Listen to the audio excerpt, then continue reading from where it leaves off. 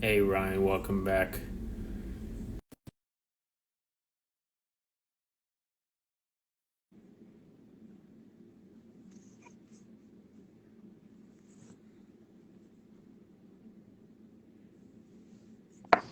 Oh, there you are. Yes. Yeah, sorry about that. I had a man. What a race to grab a cable and then hey Kyle, welcome back. Sorry about that, guys. I had to run get another cable, plugged it into my computer, and then all hell broke loose. And my computer wanted to sync with the phone, and I completely I couldn't do anything. It completely froze up my phone. So Oh, that happens. uh, we'll have to kick this off again. Um, you were talking about how you got into low light photography, Milky Way photos, hmm and we got disconnected. So for me and a few people that might have missed it, how did you get started with shooting with low light? Yeah, so um, my friend Chris, who I viewed as a mentor, like when I first started doing photography. One night I went out with him, and because he was doing like some like time lapse videos, where you just take a bunch of photos and then he puts it into makes it a video basically. Um, like he had a whole dolly set up, and but I went out one night with him, and like he was just going over like the settings that he was using, and like the best way to actually like capture it.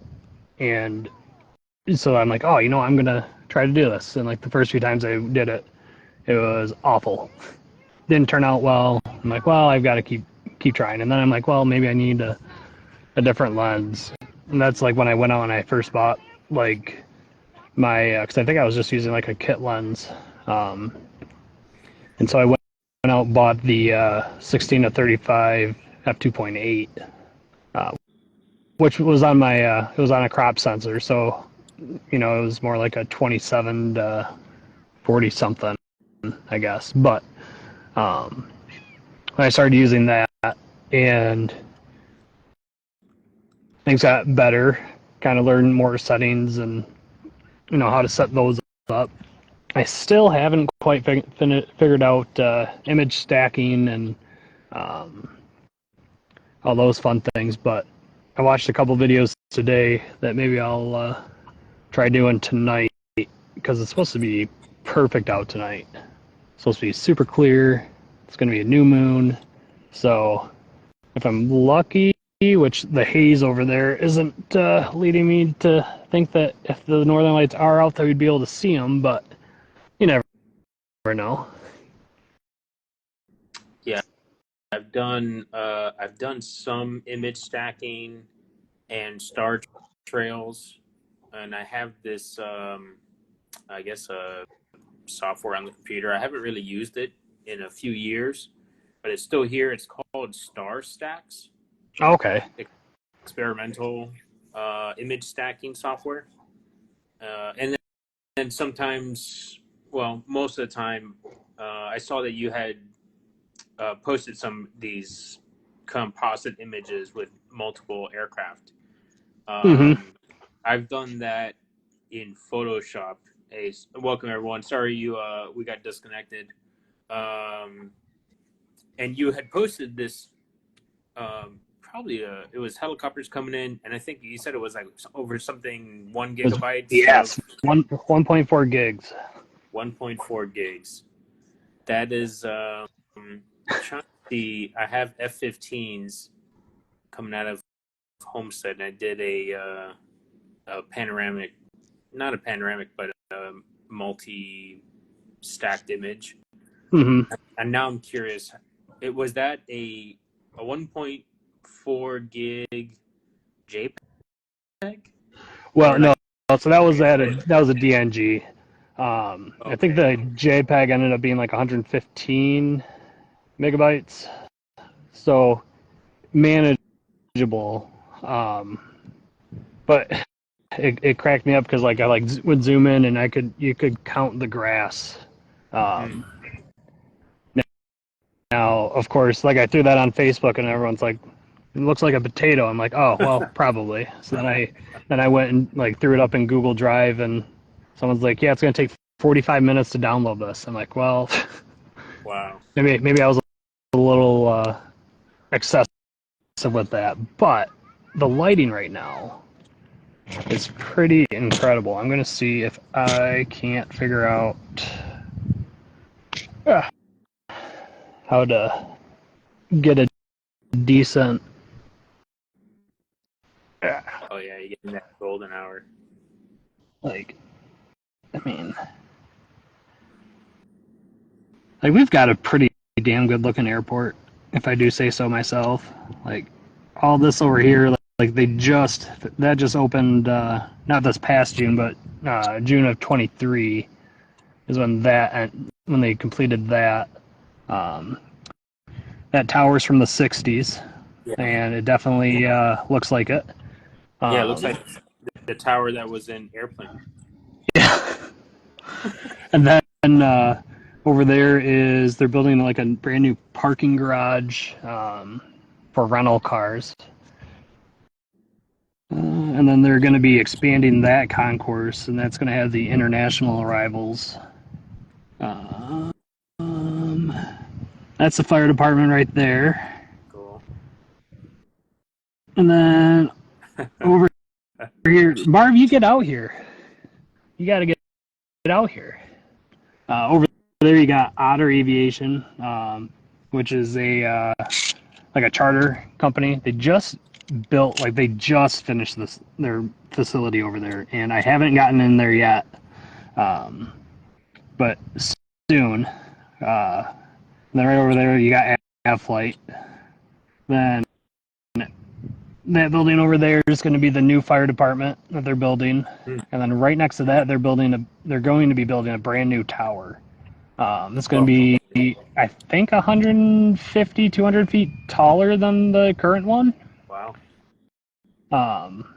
And if I knew the right people to stick ideas into their heads, I would say, just once they build it, just leave that tower up, move my workspace to the cab, and then maybe like a little observation spot underneath for general public. But the best part is you can actually see, like I've been on the pads down at the hospital, and you could see the tower from the pad, Hmm. which like blew my mind. Like I didn't think it was that tall, but yeah, it is. Plus, it's kind of the hospital's kind of down in a valley once you get into town, so that helps too. This little clapped out Cessna just buttered the landing.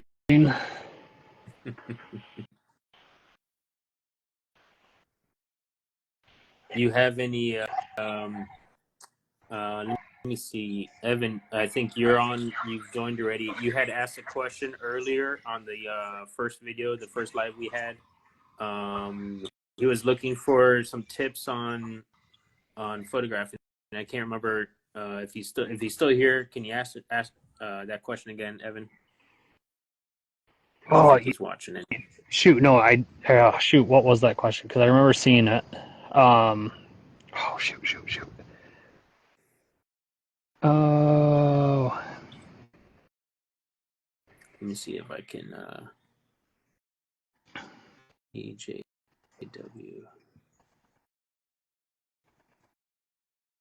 I'm gonna invite him here. He's 12 years old. He's shooting motorsports and um, aviation.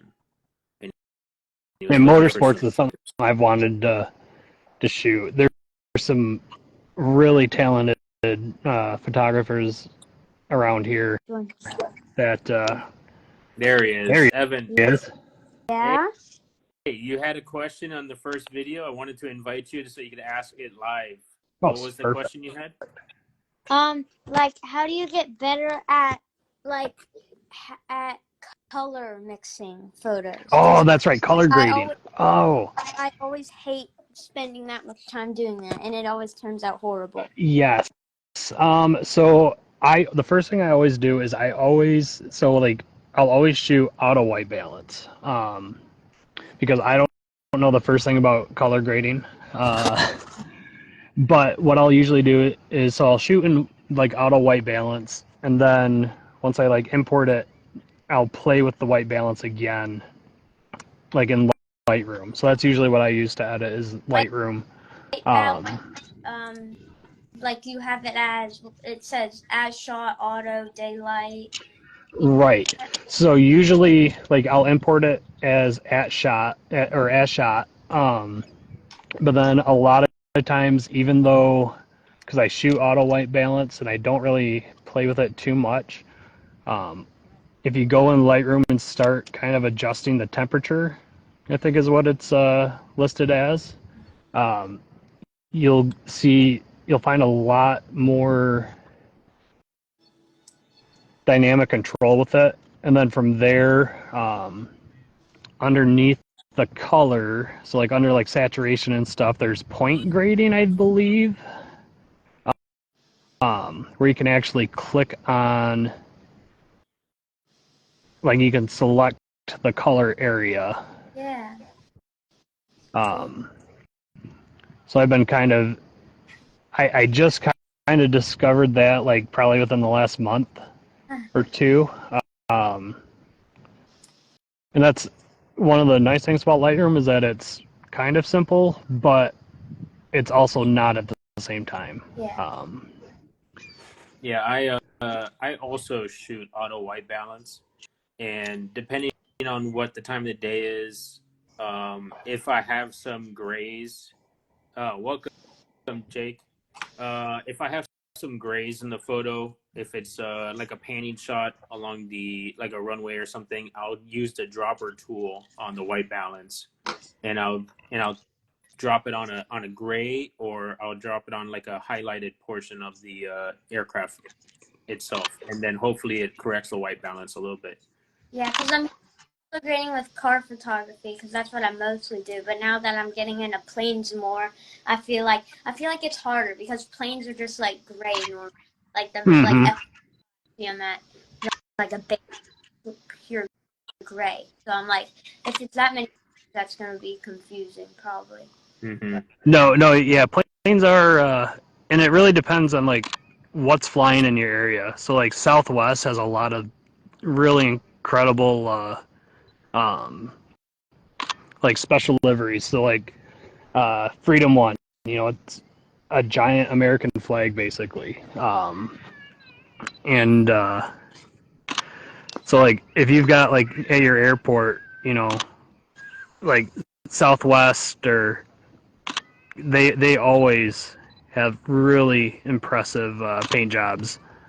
And then a lot of like some of the demo teams, so like the A10 demo team, they've got some pretty cool paint jobs. You got the snake, and then what's the other one called? Yeah, it's that camo. Um, and then another hard part about aviation is that it's hard to find a good spot because you want something going on in the background, especially if you're going to try to do any kind of panning. But if you shoot motorsports, you see that too because you kind of want to get yourself in a corner. Now I've never shot motorsports, but if I were, I'd want to get myself like right in the corner. Like a 3/4 shot. Yeah, but like kind of like to where when you're panning, they like the objects like in the middle of a turn. Oh yeah, gotcha. So you get a little bit of wheel spin in there also. Right, but then you also have a lot of like stuff going on in the background, but it's not sharpened and focused to where it's distracting from what you're taking the photo of. Yeah. Gotcha. So I'm trying to find a good photo. So kind of something. Oh, that one's centered. A lot of these are actually centered photos, and also there was fences. So Mm-hmm. yeah. this track that I go to a lot is just like fence after fence after fence. Right. And so, is it a chain link fence? It's some of them are like big squares, and then some of them are like normal backyard fences. Okay. Yeah. So, like shooting through like a fence, you're definitely gonna want like a more open aperture, just because you get that depth of field. Because if you're shooting like say f2.8, you've got a very shallow depth of field. So like whatever you're focused on, that's the only thing going to be in focus. Whereas the bigger the number, you know, Yeah, it's expands your that focus. right. So, I was wanting to get out because we've got a little track kind of not too far from here. And I was hoping I wasn't going to be working when they were doing like one of their little race weekends, but unfortunately I was. But it's definitely something I want to kind of try to do some of. Yeah. Are the Evan, the type of motorsports you're doing, is it mostly high cost cars? Is it like Well, exotic cars, like or is it for sitting around at car shows, I mean, I'm editing a photo of probably a $2 million car right now. And then well, I went to Miami once for a car show, and there was a F1 car, probably like $10 million, sitting on a sidewalk. Dang. So wow? for like cars, I'll see some really expensive ones. And also racing, whenever I go to racing events, those Indy cars are probably, how much do you think those Indy cars are? Yeah, the Indy cars, since they're like all carbon fiber, they're really expensive too. Yeah. See, like this car in Miami, when my dad drove me like 4 hours, this one's like Dang. probably 3 million full carbon. So Wow. much. And then for like this is a F1 car, probably like 10 million full carbon, just fully wrapped. Wow. But like these cars, Indy cars, these are probably tons of money Oh too. yeah, Yeah. for sure. Yeah, those are specified racing cars. Yeah, my mom just said yes, very high dollar car. Welcome, So, Mom. Evan, so if you look up Drew Johnson photography, he's a photographer up near me that I follow. Um, Drew Johnson. he Drew Johnson, Johnson. Um, he takes incredible photos of cars. Like he went down to I think it was the Gilmore Heritage Museum, kind of just near Kalamazoo. Oh, Um, but he would be someone that would know color grading because his stuff is spot on. Like it's mind blowing the detail that he gets. I mean, he looks at parts of cars that I never would have even thought to take a picture of. Um, yeah. What's that? Oh, there you go. Drew Johnson oh, Imagery. good. Yes, that's what it is. Thank you very much. Drew dot Johnson underscore image.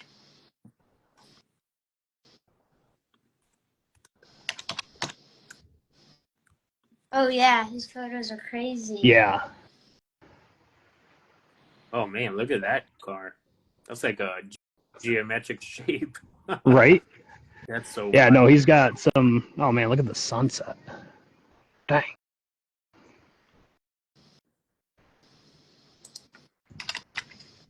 Here, I'm gonna post it in the. It was sunny like 2 seconds ago too. Right. Oh, here it's dark. Yeah, he definitely looks like he's good at grading. But also Rating is in a lot of cars you have darker spots due to shadows and Oh stuff. yeah, Because like in the sky, you don't really have shadows besides below it because you don't have trees above flying. So this is always harder. Colors are always right. Well, and so like that's another thing. Like, you know, when taking photos of planes, like you would think, you know, a perfect blue sky is exactly what you want. But I mean, for me personally, I'd much rather have some clouds in it just to kind of give it some dynamic differences in it. Otherwise, you know, it kind of just looks like it's on, you know, like you just put a blue background in.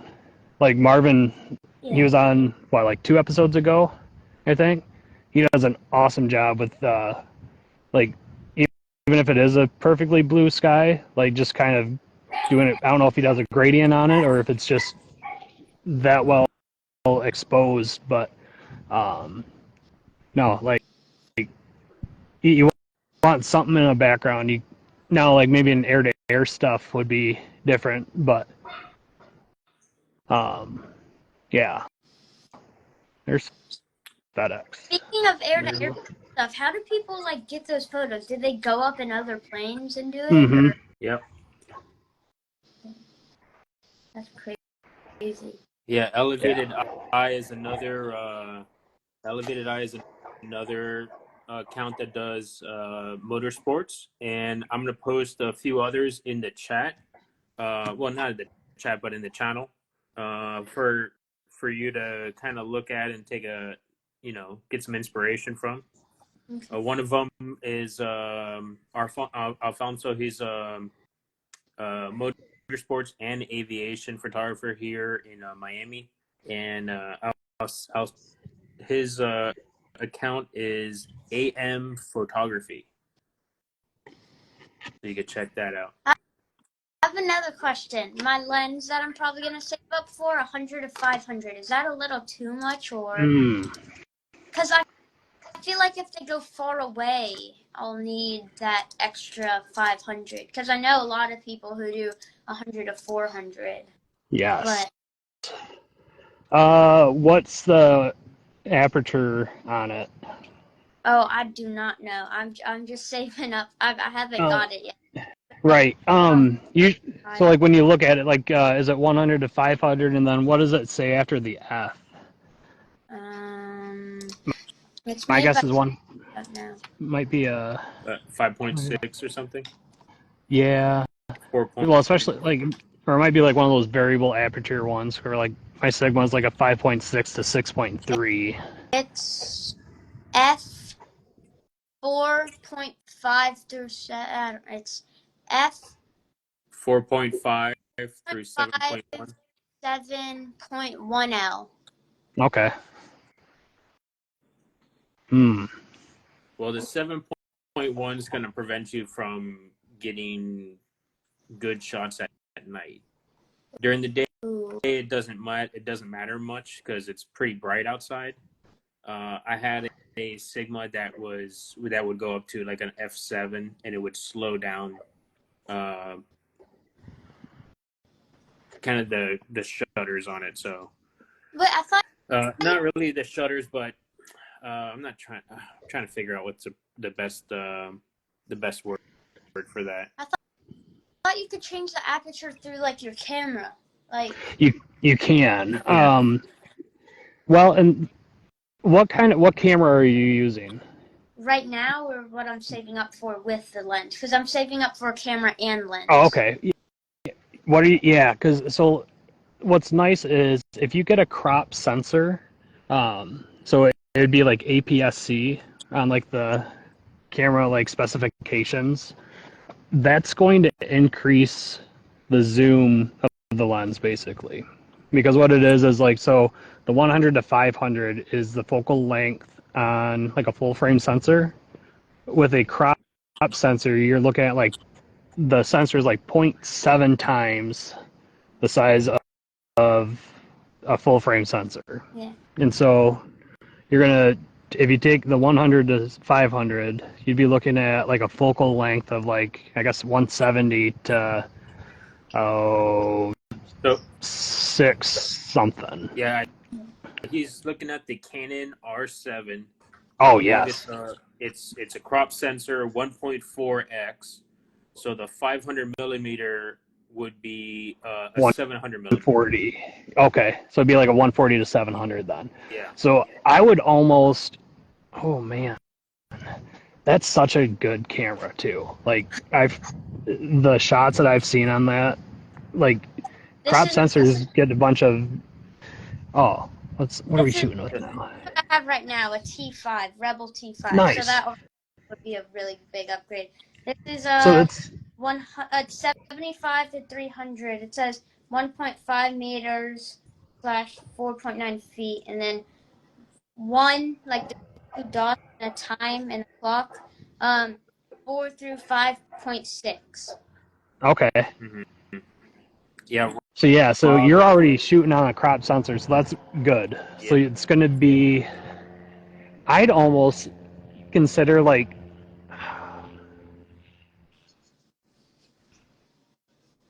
I'd look for a faster lens than a longer one. Yeah, I would Um, also. And the great thing, and Rob he just put it in chat. Never underestimate renting your equipment before buying it. yeah. That is something I do as a testing new lenses. I'll go to borrow lenses or lensrentals.com, Mm-hmm. and I will go rent a lens that I'm potential wanting to buy, and I'll see how that lens works with my camera, and see, do I like the weight of it? Is the focal distance too, is it too much for what I shoot? I had rented a Sigma, I believe, or a Nikon 600 millimeters, and I have a 1.4 crop on my D500, and it almost came out to, almost 900 millimeters with everything, an extender and all. It was way too much. So rent before you buy. And Mark also is saying used lenses can be good value too. Can save you a lot of money. So Wait, what do you mean faster and not longer like So faster would be like so the you'd have like a a smaller app or a wider aperture. yeah So that they'll say a lot of times they'll say faster just because it allows in more light, so it allows you to shoot at a faster shutter speed. yeah So FM Dawson from FM Aerospace and I forgot his. I think it's Julius from yeah Rocket Man Aviation. They both like. I both asked them about what camera they have and stuff. They both use R7, 100 of 400 millimeter lens. That's f slash 4.5 through 5.6. yeah. Mm-hmm. That's gonna be a faster lens. That's kind of like I have a 100 or 400 also. I believe it's about the same f-stop. So when we're talking about like a faster lens, an f5.6 versus like an f7, it might be almost like another stop or another two stops when you're taking a picture at low light. And the stops can be, as you increase your aperture, like if you keep all your settings the same and you increase your aperture, you might see darker images if you don't change your shutter speed. So like next time, you could try it with the camera you have now, like set like 1/1200 or 1200 of a second at let's say f4, and then just increase the aperture, and you'll see that it'll get darker. So that's like you're changing the stops in your camera. So Cause like I went to Sun and Fun. It's an air show in Lakeland. It's not that far from us actually. I went there for the like nighttime air show, mhm. and I got some nice photos of the P-51 and F-18 at like sunset. But after that, like my hands are really shaky, so like you Mm-hmm. darker, your photos take longer to like Yeah, shoot. It's like instead of like yeah. so so like I looked at those photos and they were all over the place. So would a lens that shoots faster help that? Like would it make uh not like yes. for intervals between the So a lower aperture is gonna let more light into your camera.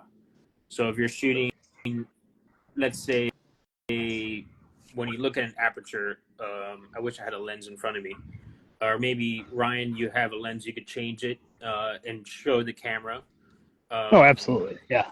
so when you have like a wide aperture, like let's say an f2, the aperture of the lens is wide. If you're going to let's say an f7, it's going to be narrowed down.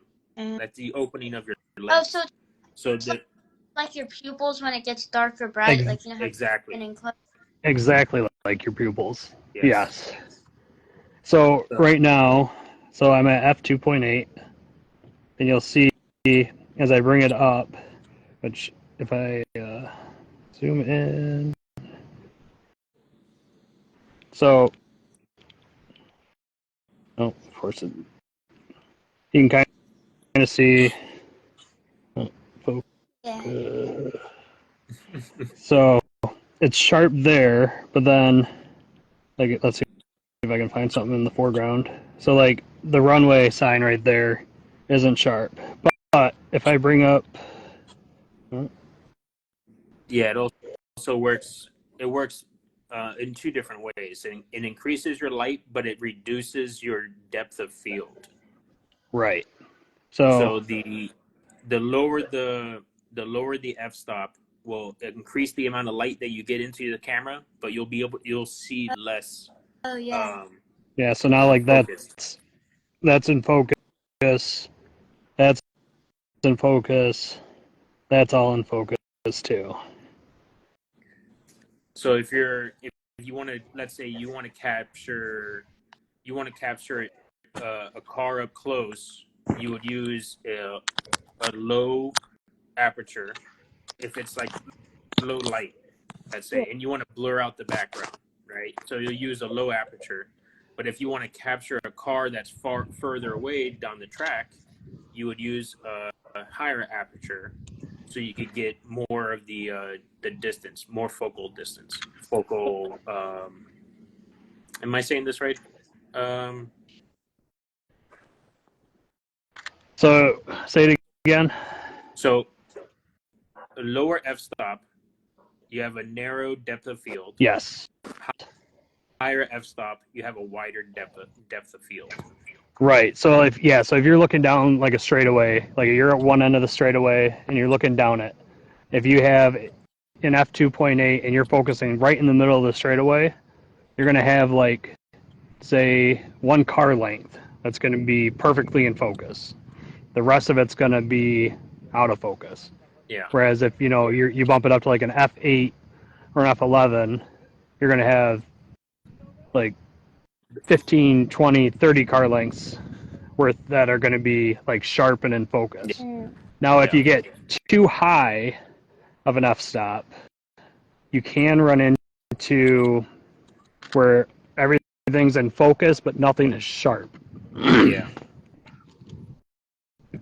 Like F30. I mean, I do this with low light. Well, not really low light, but if I want to do a panning shot, I'll do like Mm-hmm. F30, F22, so I can basically use uh, the higher f-stop to basically decrease my shutter speed. So every setting can help and can hurt at the same time. So I mean, my advice is to play as much as you can with the different settings. I used, like I was telling you yesterday, Evan, I had a Nikon D70 for about 7 years, 8 years. And then I went to a Nikon D300 and I used that for about a few years. And I used the camera to the maximum. I tried everything from low light, like streaking cars, um, different type of bokeh, which is like making the background lights different, um, making it like kind of more blurred out and almost playing with the shapes a little bit, trying to use that a background light to kind of give some artistic sense to a foreground. Yeah. Um, So I didn't understand you guys earlier when I said, like, can't you change the aperture and settings? So, like, how would that, like, what's bad about changing your aperture and your camera settings? Because, like, Oh, no, I feel like, nothing. Like, absolutely. Yeah, so I'm changing my aperture all the time. because the 100 to 400 would probably be better because it's, like, quicker. But, Right. So Yeah, I he's talking. used to have. So this is a 70 to 200 f2.8. Before I got it, I was using a 70 to 200 f4, um, which is kind of like mid. So like this would be like a top tier um, uh, kind of lens. Because I don't think they make a 70 to 200 that's faster than a f2.8. Um, but like the f4 is kind of your middle of the range for the 70 to 200.